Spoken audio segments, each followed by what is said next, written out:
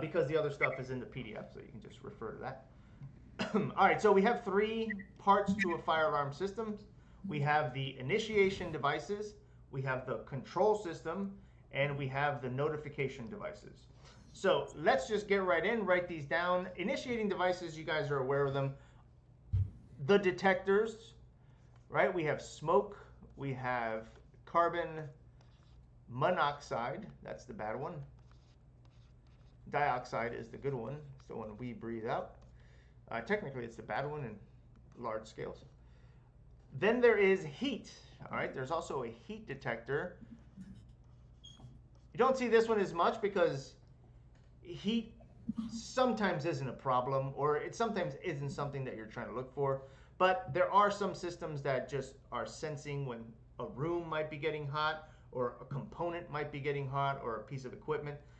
Same data center computers, they generate a lot of heat. So the air conditioner in there, while it was disconnected from the rest of the building, the AC in that data center was just pumping cold air. It was freezing in there because those computers needed to be cooled down a lot. So we had heat detectors in there in case of one of the ACs dropped or we lost something and the room started to get hot. Before damage to equipment happened, then we had heat detectors in there. I'm going to put a fourth one. This fourth one ultimately is a smoke detector, but it's slightly different. So it's called a duct detector. And now I'll just write the word detector for all of these. Detector. And it goes in the AC duct. Since we were talking a little bit about the AC duct yesterday, I just figured I would point one out, show you guys what they look like. But yesterday we were talking about how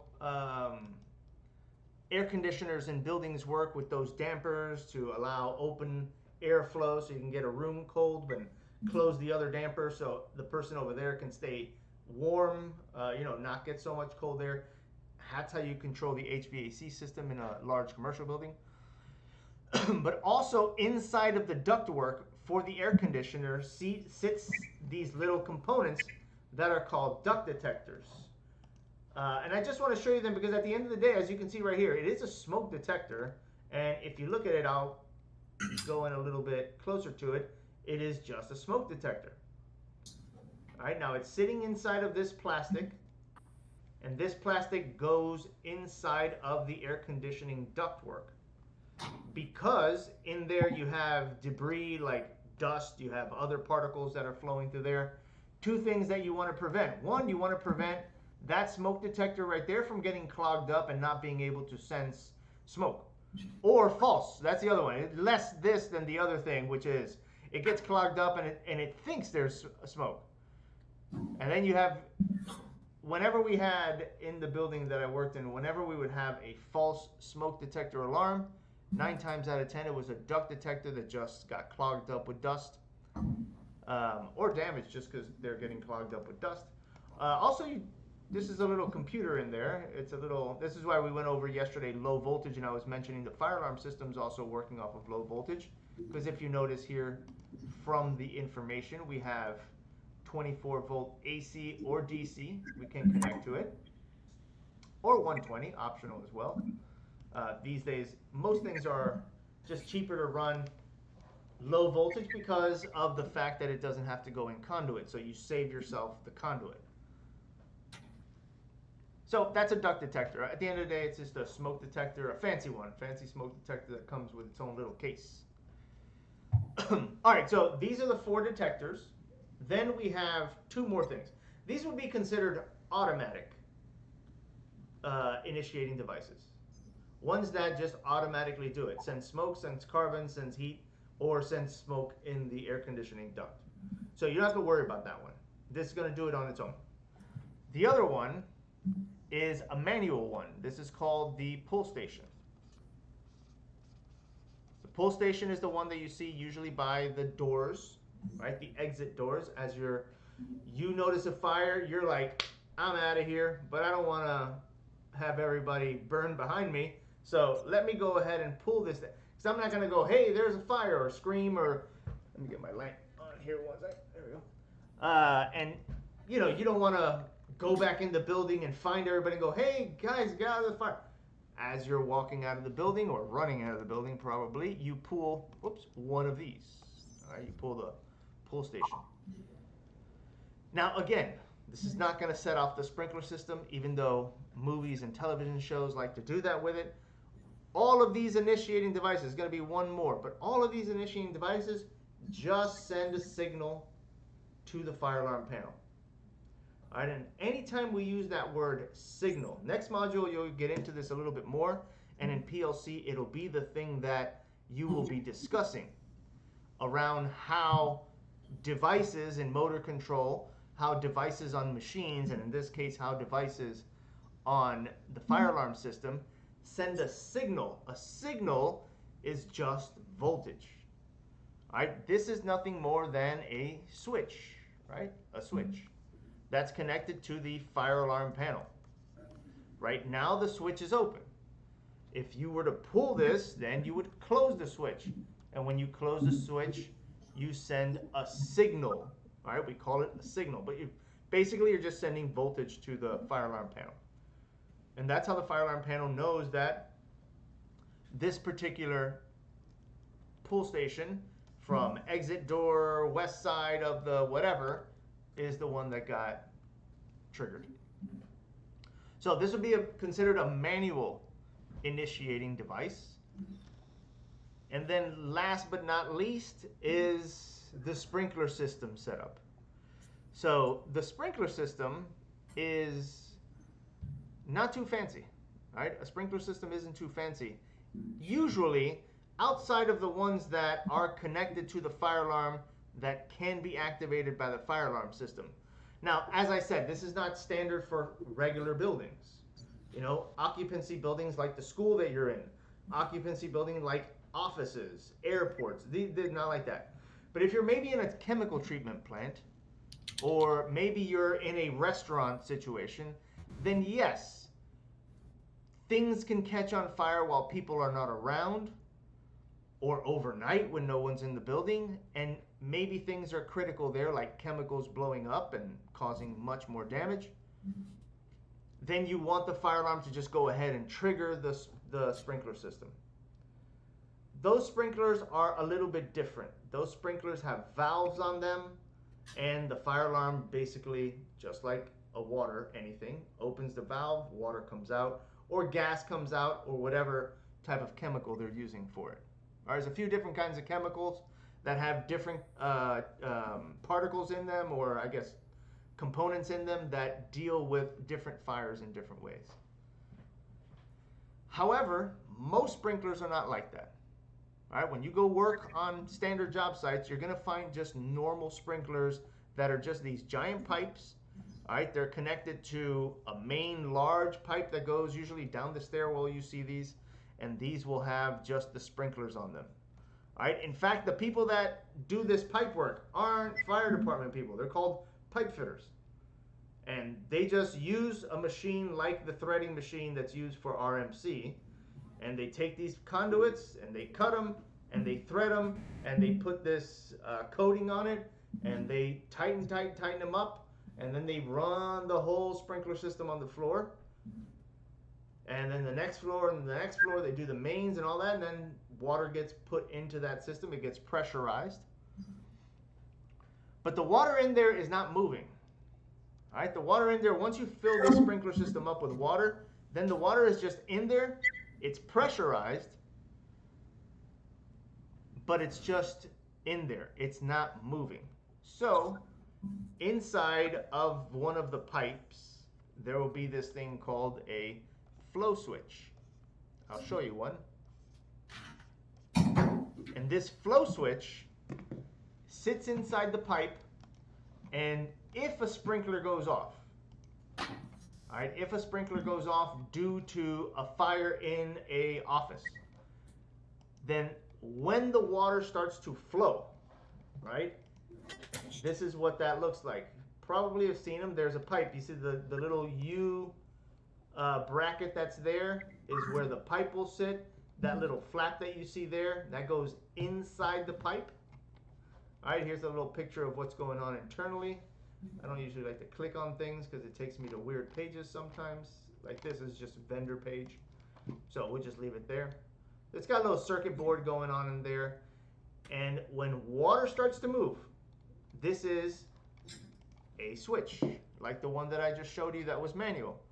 This is considered a mechanical switch because it's being opened and closed by the force of something. And it's not a person, obviously. If I close the switch, there's force, but it's considered manual. So when this flow switch, and what was the design for flow? I think flow switches looks like a little flag like that. Symbol. You get into the symbols next module. You'll talk about the flow switch again because they're not just for fire alarms. They're for anywhere that water flows. You use them in gas tanks. You use them in water treatment plants. They use them all over the place. So if a sprinkler goes off, water starts to shoot out of that sprinkler, then this flow switch senses water, closes, and again sends a signal to the fire alarm panel. Hey, one of the sprinklers in zone whatever has been activated. And so, one of two things, right? And this is where things get fun, right? Because you got all this gross water. By the way, that water that's sitting in there smells like sulfur. It doesn't move, so it's just sitting in a pipe forever. But if the water's flowing, because I remember sometimes these things bust open because a forklift hit them. Obviously, there's no fire, so you do one of two things. You either let this thing turn off the fire, or if it was damaged, then you got to run over to the sprinkler system. That'll look like this. It'll have these little wheels. You've probably seen those red wheels if you've seen a sprinkler system. They all have that wheel. You can see this one here on the side of it. And you shut the water off. It takes forever. This is a gear ratio of forever. It's like 100 turns for one turn. You're just sitting there closing, closing, closing, closing, closing, closing, closing. Eventually, you close the whole thing, and then the water stops flowing. And then call the sprinkler people out. They replace the broken sprinkler, repair it, and then water goes back into the system. Fire alarm is cleared, fire alarm is reset, and then you can move along, and whoever broke the sprinkler can get in trouble. All right, these are the initiating devices. Again, some automatic ones, one manual one, and we have a mechanical one of the flow switch type. And that's basically it as far as initiating devices go. All of these are going to send all of that information via conduits, so we run all those conduits for the fire alarm folks, and it sends it all back to a fire alarm panel. All right, I wanted to pull up the fire alarm panel, but I do have some pictures of them here. All right, these are fire alarm panels. They're all kinds of different types. These large ones, like the one on the bottom that you see down here. You have these smaller ones. All right, there's a bunch. Some buildings have multiple fire alarm panels because you just got a lot of devices out there. We'll talk about that when we get into some of the wiring methods. It even has a little sub panel. All right, you can't really see them too well there, but there's a little annunciator panel. All right, I have one here on the whiteboard. All right, this would be considered a main panel, the ones on the top, and this is this little annunciator panel that allows you to do the things I was saying earlier. You can silence the fire alarm from here. You can run that pre-recorded message. You can reset the fire alarm from here. And what this allows for is we don't have to run to the fire alarm panel.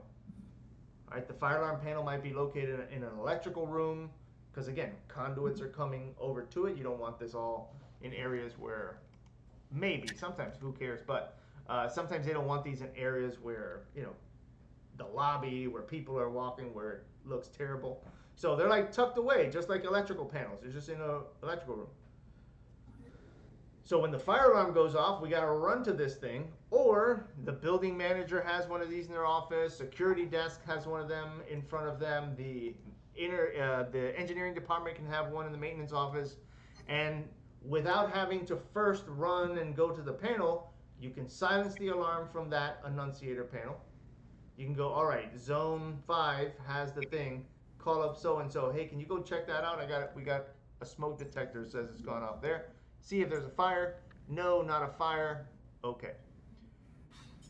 The panel is a little bit extra. The panel has, like you can see, it has a little radio. There's even ones that have phones inside of them, so you can call the fire alarm company that monitors and say, hey, there's no fire, or sometimes you have to put the building on test so that you can replace some of these components, or if you're running a fire drill. Because if you run a fire drill and you didn't call the fire alarm company and say, hey, put the building on test, well, fire department's coming because the fire alarm went off. So we'll just add them here. We have the fire alarm panel, and we have the annunciator. All right, I'm going to put annunciator panel, but technically it's not like a panel.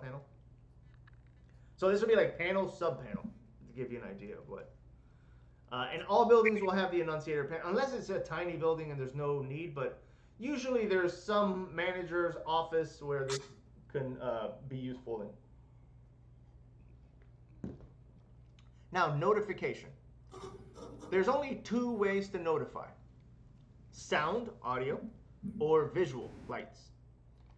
And funny enough, everywhere has both, commercial buildings and all that stuff.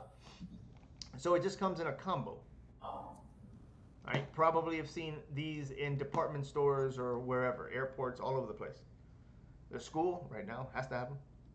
So this is what we call a horn strobe. They don't call it a horn strobe comp, it's just called a horn strobe. You have the horn over here, and you have the strobe on that as well.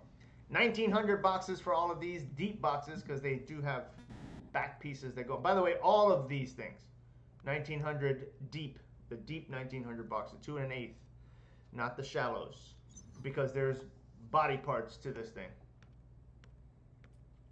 So we'll put them here. We have the horn, we'll separate them. We have the horn, we have the strobe. Not that you can't buy one and the other, they do sell them separate, but honestly, I've never ever seen individual. And then there's a fire bell. Last but not least, the fire bell. And the fire bell goes outside the building. All right, the fire bell is the one that sounds. It allows the fire department to know which area of the building is this fire happening in. Because let's say large airport, or not airport, that's a little, because they have their own fire department. Let's do something like a school, a high school. Right? Fire alarm goes off in the high school, smoke detector goes off, we have a fire. Fire department comes, this giant school, takes up half a block or the whole block. Where do I even put the truck? We go that way, we go this way. If we go that way and the fire's this way, wasted time, things are burning. So the bell, they drive around all the time. The fire department will go around to the back of the building, and there's where the bells are. And whatever bell is ringing, fire is contained in that area. So the fire bell, and I'll put it here. I'm just going to put outside if you can't see it there because of the screen, but it goes outside the building. And it looks like a, well, I'll show you one. It doesn't look like a bell, like, you know, that kind of a bell. Oh, that's not. Yeah, it looks like a school bell. All right, it looks like that bell. Not this bell. This is not a. It looks like that bell, like a school bell. It isn't like a school bell that has that little piece that. This is electric.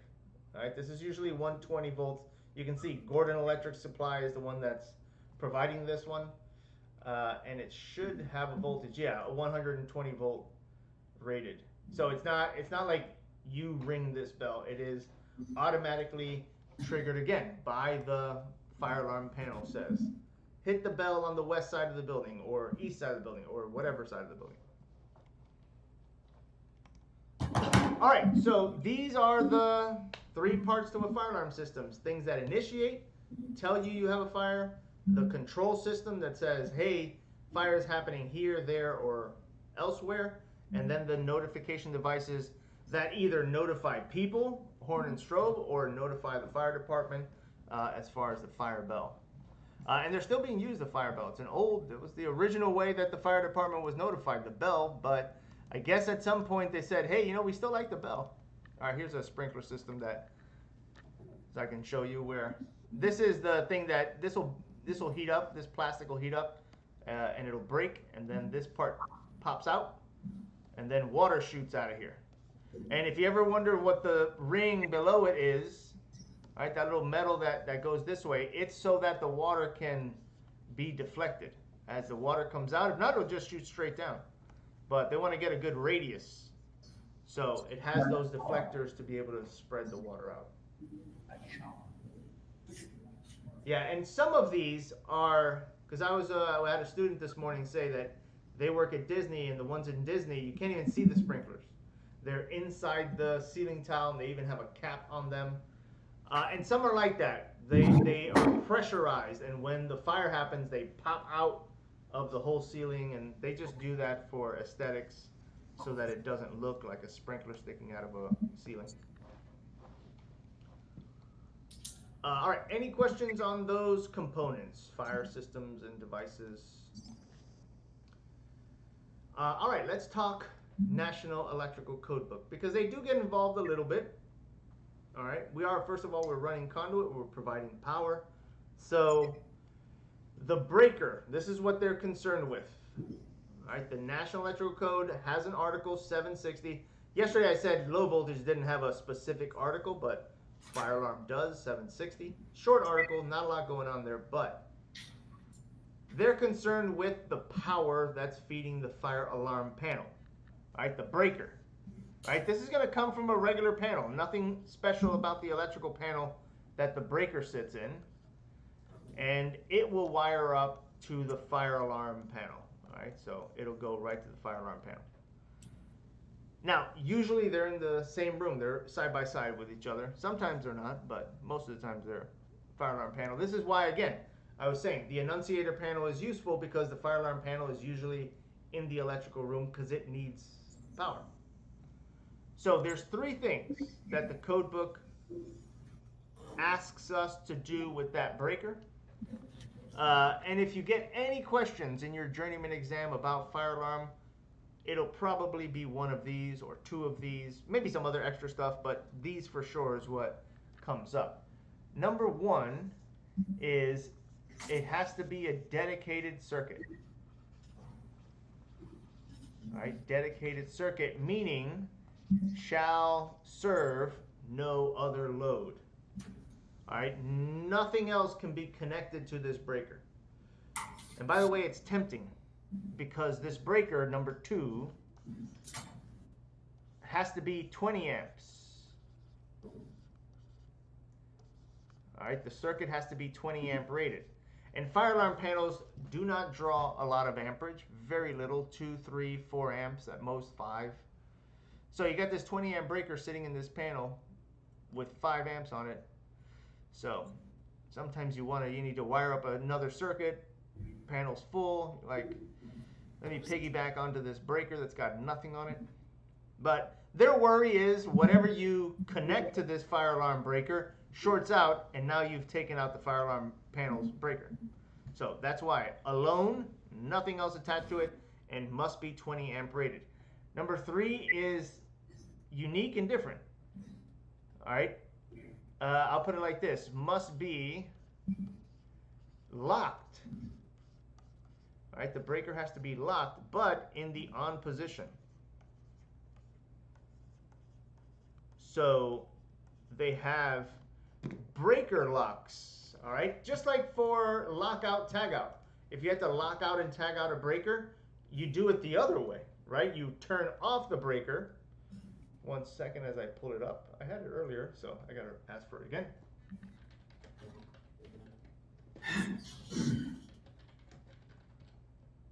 Usually, yeah, when you're locking out a system, you're turning it off and putting a lock on it. But this one is different. This one is locked in the on position. And it can be as much as a lock, right? Just locked like that.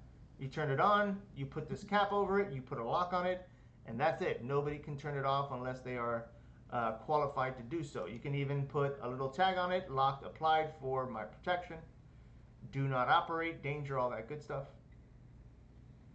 Now, if it's locked, don't worry, it still trips. All right, in the event of a short circuit, if there's one, remember nothing else can be attached to this breaker, it's only servicing the panel. But if something crazy happens where you have a short circuit or a ground fault, then the breaker will trip. All right, even if then you can, well, don't try this, but if you have a short circuit situation, you can try to keep that breaker on. It will not stay on. Internally, the breaker disengages.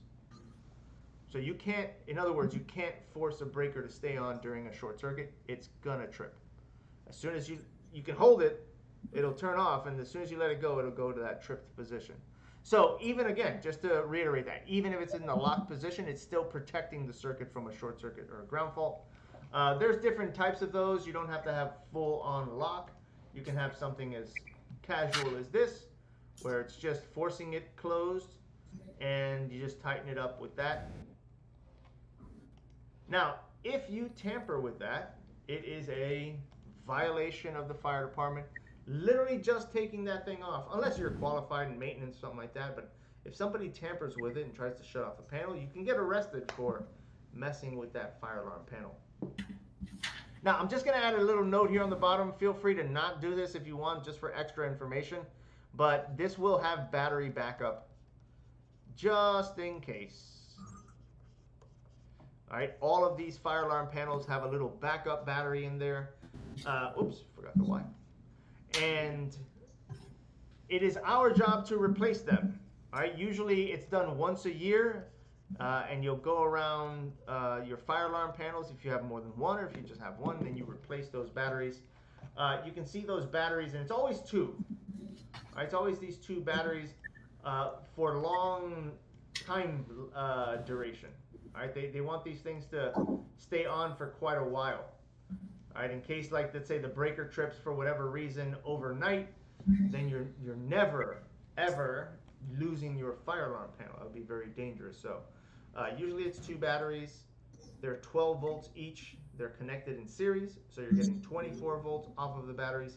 And I think they have I think it's like 18 hours. You know, for these little tiny batteries, that's a good amount of time. So you have 18 hours before you gotta, deal with the electricity. But all of them have battery backup. Although this does not come up in the code book. Maybe it does. I haven't checked that, but these are the three that are important. All right, we have only two more things to cover, so let's get into it. I want to talk about the devices, and this is going to help you a little bit kind of understand, give you an idea of some concepts in motor control, which is this term we call normally open and normally closed. All right, especially the word normally. All right, what that means is that the device, when you buy it, smoke detector, pull station, flow switch, and then next module when you go into motor control, things like temperature switches and sensors, and all of these different components that are part of a control circuit, because that's what a fire alarm panel is. It's just a control circuit for the fire alarm system. All of these devices, when you buy them, are either in the normally open position or they're in the normally closed position. All right, and we can use them to kind of do the same thing. But there's some additional, I would say just additional differences with how you have to wire them. So first let me explain what that is and how it sort of looks. Not going to be too complicated, but let's take a smoke detector, and let's say we buy a normally open smoke detector, meaning the position of the smoke detector switch is open. This will wire up to a fire alarm panel.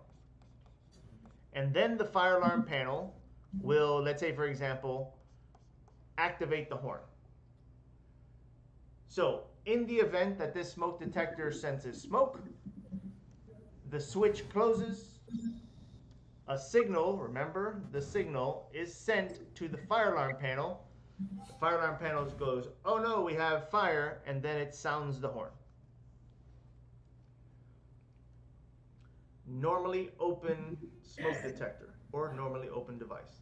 Now, that doesn't look too complicated because it looks like every other switch that you've worked with. Every other switch that you've worked with kind of is like this. It follows this principle of electricity. The principle of electricity is if I have an open device, go back over here, then electricity is not going to the fire alarm panel right now. It's only up to the open part of the switch. If the switch were to close and make contact, now electricity can continue down the circuit path.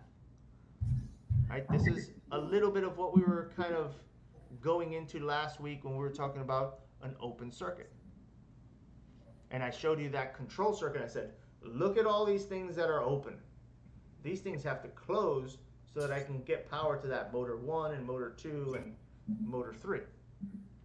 Same thing here. This smoke detector is hanging out every day in the open position because there's no fire, everything is great, and as soon as it senses fire, it closes like a normal switch, and it sends a signal to the fire alarm panel, and the fire alarm panel activates the load, in this case, a horn. Pretty typical. Now things get a little bit interesting when we go into the normally closed system. You can buy a smoke detector that the internal switch and a flow switch, and like I said, all the other switches and motor control and sensors and all these things, you can buy them in the normally closed position. And the smoke detector is connected to the fire alarm panel, and the fire alarm panel is connected to the horn. But in this case, the activating of the horn is different because the switch is always closed.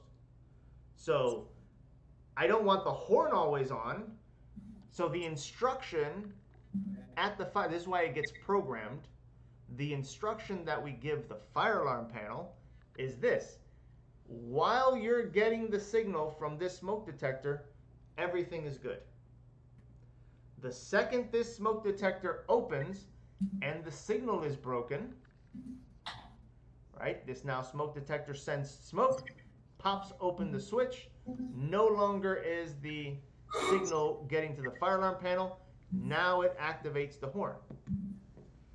And this breaks the principles of electricity that you have been doing the entire time up until now, which is if a device is open, the load is not on.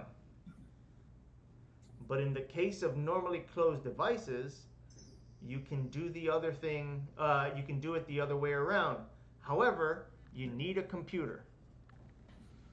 Because in a standard electrical circuit, a switch is connected straight to the load.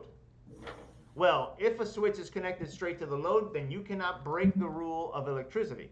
When the switch is open, the load is off. When the switch is closed, then the load is on. However, when I have a computer in the way, I can do this the opposite.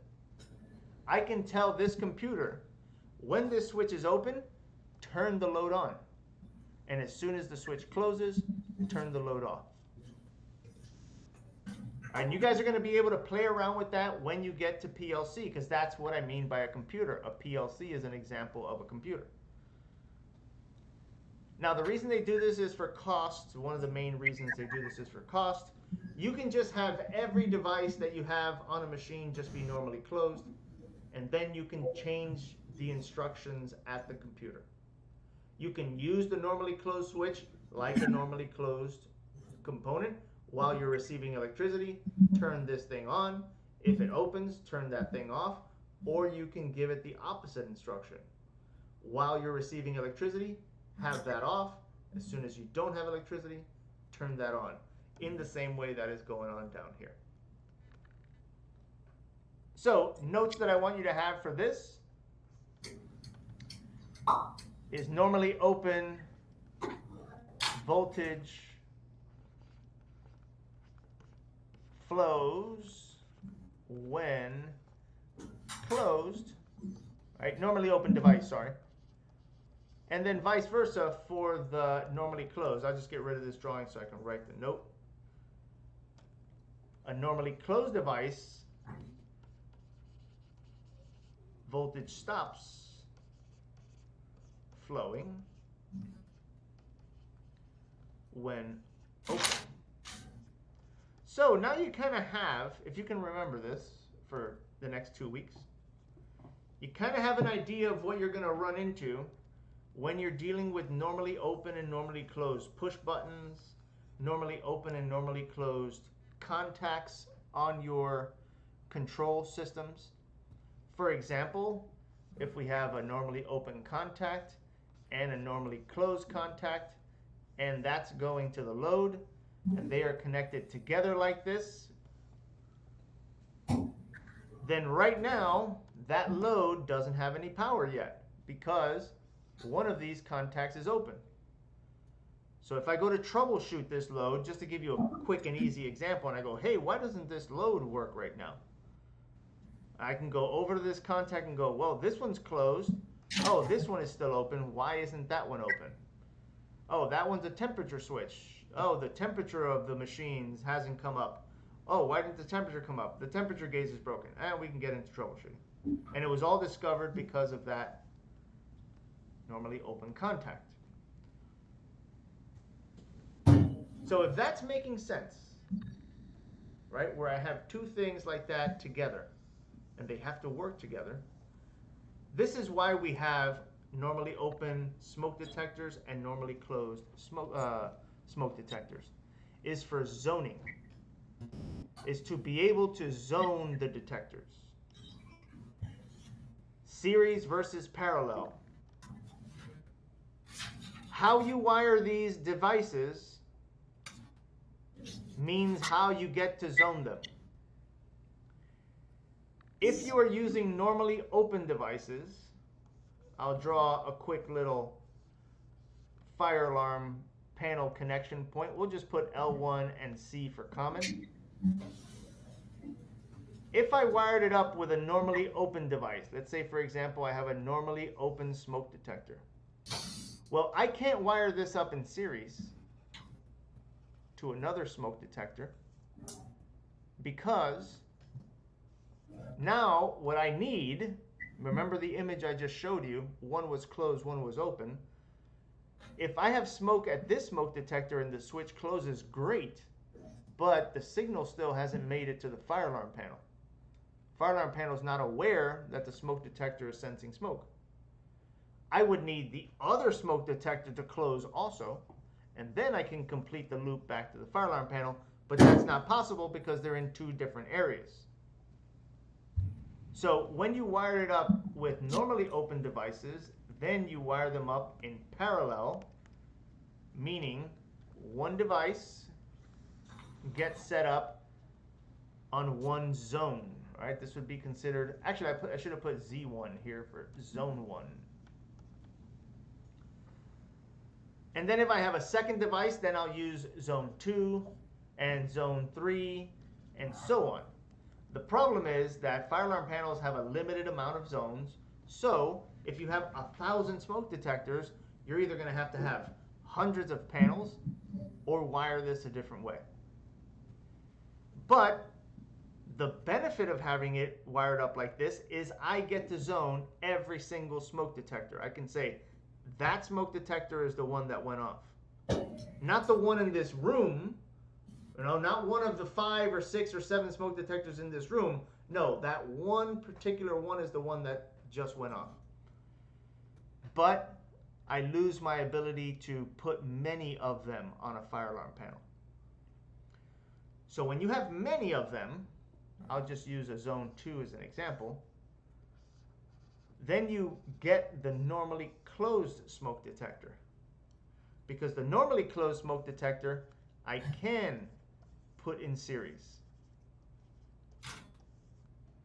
Because the signal is always going back to the panel, right? The panel's always receiving the signal.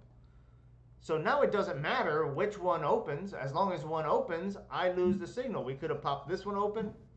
We could pop that smoke detector open. Popped open, no more signal going back to the fire alarm panel. Fire alarm panel triggers the alarm. So benefit, I get to put a lot of smoke detectors on one zone. Downfall, I can't zone them each, so I have to zone them in a bundle. So I'll say something like the smoke detector on the one of the smoke detectors on the 3rd floor went off. Well, close enough, right? We run to the 3rd floor and smell for smoke. All right, look for the fire.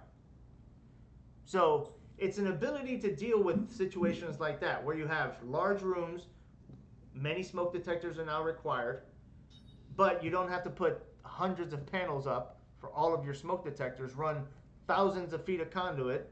That stuff gets expensive. So instead, you zone it like this. So let's write it just so we have our note. Very easy note.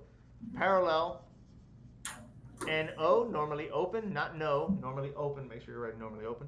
And when you wire it up in the other way, the other way around, or whichever one you want to put for first. Either we wire it up in series so we get normally closed devices, or we have normally closed devices and then we wire them in series.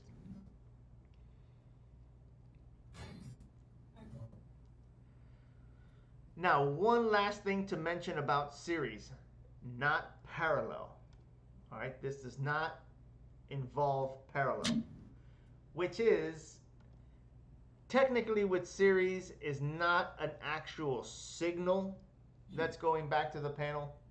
What it is there's a resistor here at the end. All right, there's a little resistor, and every component has X amount of ohms, whatever it is. Let's say this one has 2,000 ohms, and that one has 2,000 ohms, and this one has 2,000 ohms. So this resistor is a 6,000 ohm resistor. That's what the panel is measuring from the detectors. And how does it do it? Just like your meter measures ohms. You can just connect. You can literally have the same thing that your meter has. One here, one here. It's reading out 6,000 ohms. If a smoke detector were to pop open, no more power going to the resistor, and so the resistance drops to 0, or what we call hard 0, which is technically not 0, it's infinity, but we call it 0, which is odd, right? It goes all the way to infinity up, but we call it 0. Because it is like having no resistance in the circuit.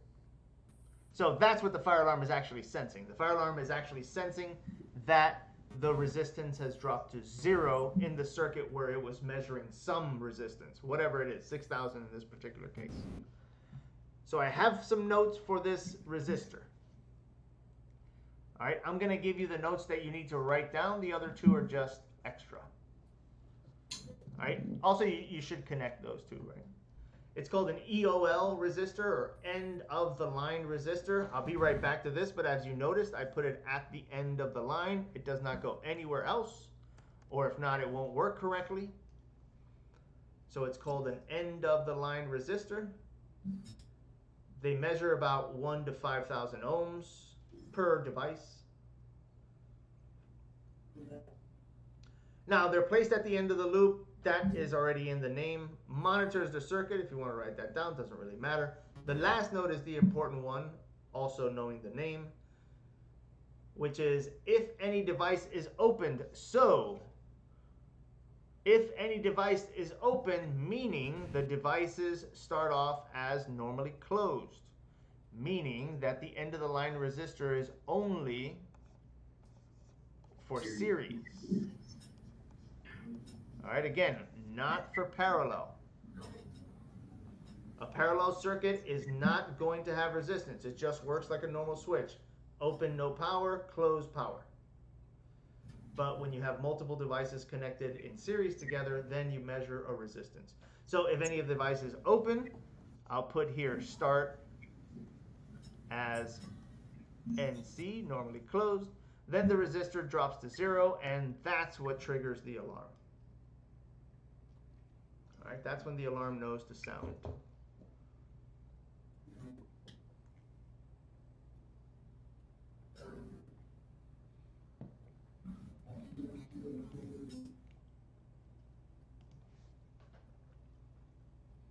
Now, this is, as you're writing these notes, just give you some extra stuff. This is kind of why you got to get the fire tech or fire alarm specialists. They have all of this knowledge. They know how to work with these resistors. I'm not really that specialized in resistors. Also, You have to know how to set up resistors so that they're measuring the right amount of resistance. There's, you know, people in electronics kind of get involved with this. I've never been a resistor worker, never done component level stuff, so I know it in principle, but if you know, they're soldering on little circuit boards of those resistors and setting them all up, it's not my forte. So I understand it as a concept, and I'm sure it's not that difficult to work with or understand, but specialized techs do get involved with this. And just to kind of show you a diagram, because I do have one here, just so you can see sort of what we've been talking about. And here is, not that it's part of what we were just talking about, but there is just an ONC. It's going to follow you around, normally open, normally closed. This one happens to have a normally a common. You've kind of already worked with a switch like that, the three-way switch. All right, the three-way switch is one that has a normally closed position on the switch, while the other position on the switch is open. And then when you switch that over, they switch around. And you have a common point. Right? Exactly what's going on right there. And that's what it's showing you. Common point closed and common point open.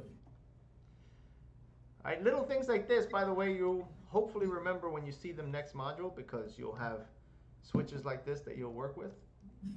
But what I was going to show you is here. Right? You can see that one. And EOL it says there, and if you can't see the number, it says 10,000 ohms. That one's 5,000, that one's 5,000. So same thing going on over here. They have 3 bells and 10,000 ohms. And then, as you can see, there's only 8 zones. So, you know, if you want to do these in parallel, you get 8 smoke detectors. Maybe that's fine for a small department store or something like that, or, you know, or 2 fire alarm panels, and you get 16 smoke detectors. But you got to think about pull stations as well. You got to think about flow switches if you have those also. All of that falls into this. So always in fire alarm panels, it's never just ever done in parallel. Sometimes you have them in parallel. Sometimes the smoke detectors especially get put in series. All right, like for example, a pull station. If you only have a front door and a back door to the building, you only have 2 pull stations, then you can wire those up 1 zone, 2 zone in parallel, and that's fine. You're not going to put those in series. You don't have to. You only have 2 of them. But if you have, you know, even in a small building, you have 30 smoke detectors or 20, then you might want to do series just because of the limited amount of space. Now again, we really don't get into this side of things, but it's appropriate to know because it could come up if you ever work in a building where you have to get involved a little bit with this stuff. All right, let's stop that video.